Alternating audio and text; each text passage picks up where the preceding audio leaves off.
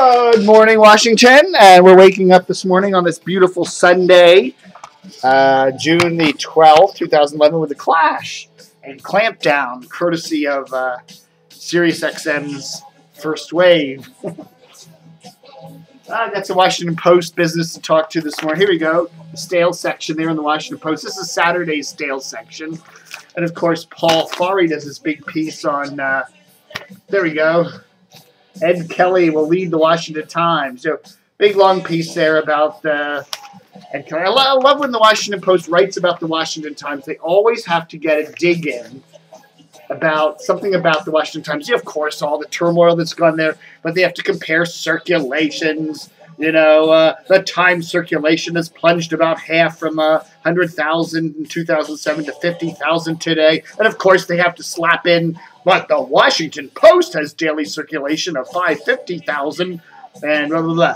You know, it's just funny. You know, the Post is such a parochial little paper. It's a major newspaper with this parochial kind of little, you know, it's like they can't mention my website, you know, in a blog because, you know, and when they write about the Washington Times, they have to dig at the rivals. Yeah, the paper it's like a small town paper. It's like a giant small town paper. It's like a big paper with a small town little parochial mentality, man. And of course, Paul Farhi, you know, the excellent Paul Farhi here. You know, the whole article basically just quotes Ed Kelly. There's no quotes in this article from anybody else. Come on, if you're going to do a front page stale section piece on the Washington Times, you can get more than one quote in it. You talk to more than one person. Paul Farhi, the C- media reporter for the Washington Post. What else? Today's business section in the Post. I'll tell you, I miss Rob Pecoraro. If there's no Rob Pecoraro again, what happened to him? This is boring. This technology section and the business section sucks now that Pecoraro is no longer in it. I'm telling you, man. But we do. You know, of all the media news that the Post doesn't cover, okay, fine. You know, reporters come and go and stations change formats and the Post doesn't bother to cover it. But we do get some big news in today's Post. Look at that. Where is it here? Someone squeals on pig.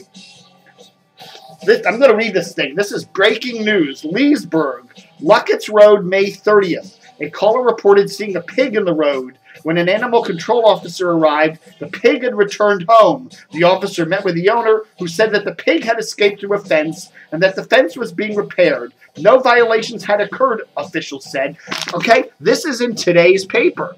I'm not making it up. That's the news. That's news. This is a world-class newspaper.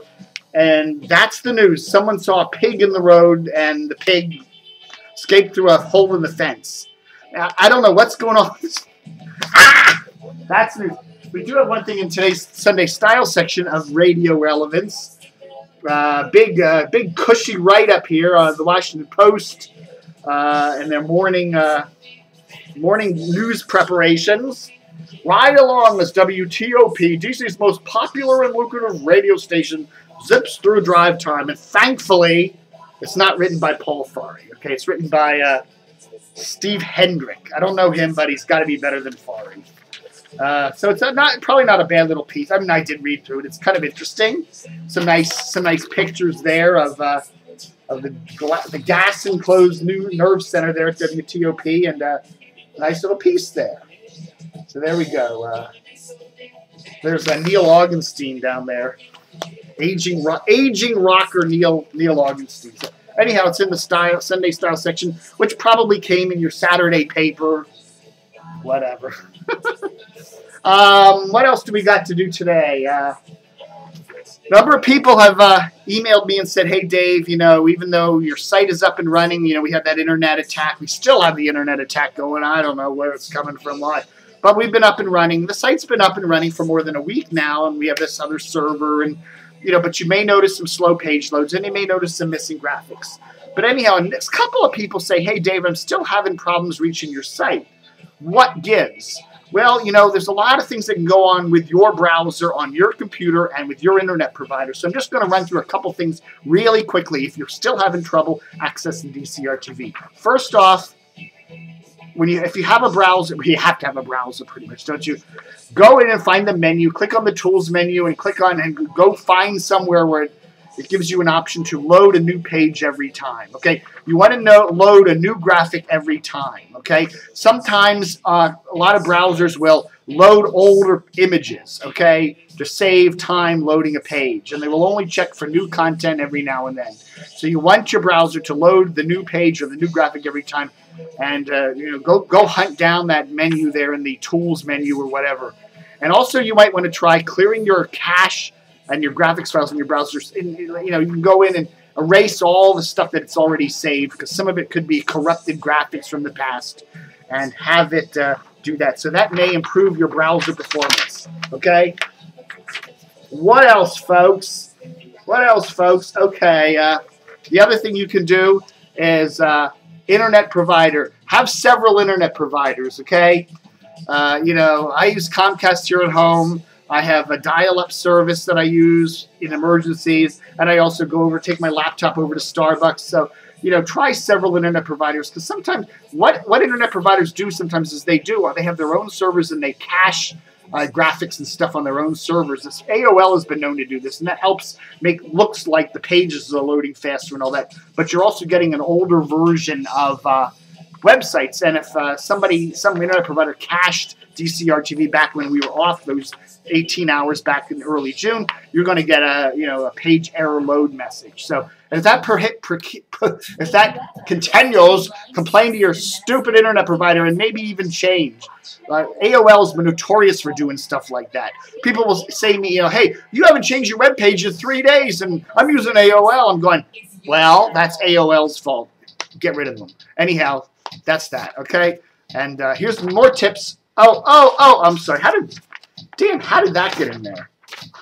I don't know. Also, advise you to do multiple browsers. You know, you got internet, your Microsoft Internet thingy dingy. You got Chrome, you got Firefox, you got Safari. They all are great browsers. Try different browsers. You know, different browsers make the pages look differently and load graphics differently. And find one that you like, and you know, keep all 4 or 5 of them on your system. It can't hurt. You know, I find that. I find sometimes a website will crash a browser, and then you got to use another browser for a while.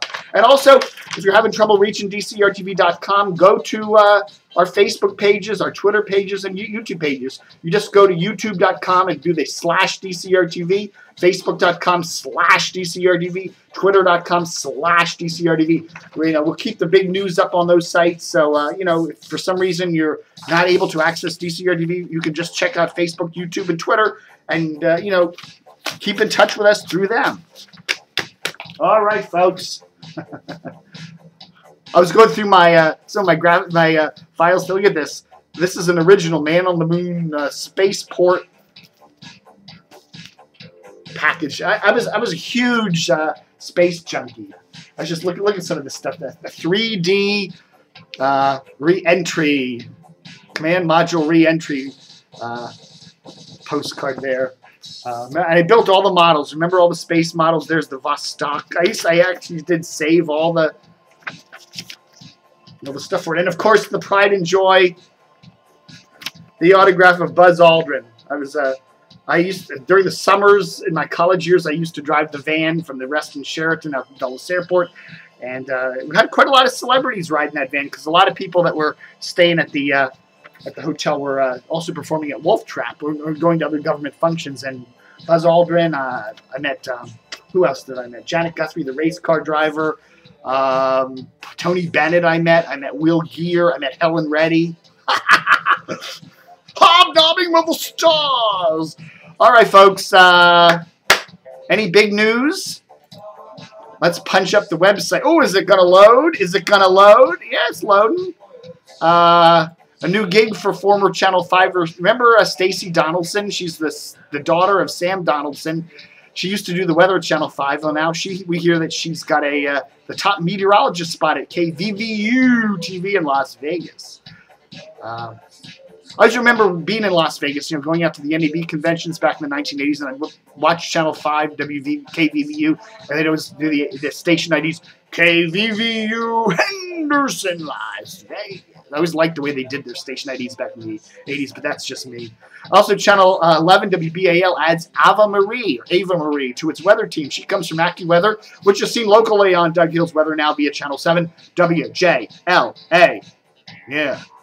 Dave Statter, former Channel 9 reporter Dave Statter, has a website called statter911.com. He covers police, fire, and emergency news all over the country and in the Washington area. His site has gotten hacked. Not hacked, but denial of service thing too. So join the club. You wonder, who's doing this? Somebody that doesn't like independent websites that cover the other news. Washington Post? I'm not saying that. I'm not saying that. Also, Ken Wyman and Vinny Serrato get moved from evenings on Baltimore Sports Talker 105.7 The Fan to the 10 a.m. to 1 p.m. slot to replace Mark Viviano. So that's some interesting news. Damon Bulldog Yaffe, who was Mark's partner, has been yanked from the show, but he's probably going to be coming back doing football coverage this fall, we're told. So that's the big news. Okay, folks, it is Sunday, the 12th of June. Cooling down. We're done with the 90-plus heat wave here in Washington, at least for a couple days, so that's cool. And don't forget to stay tuned.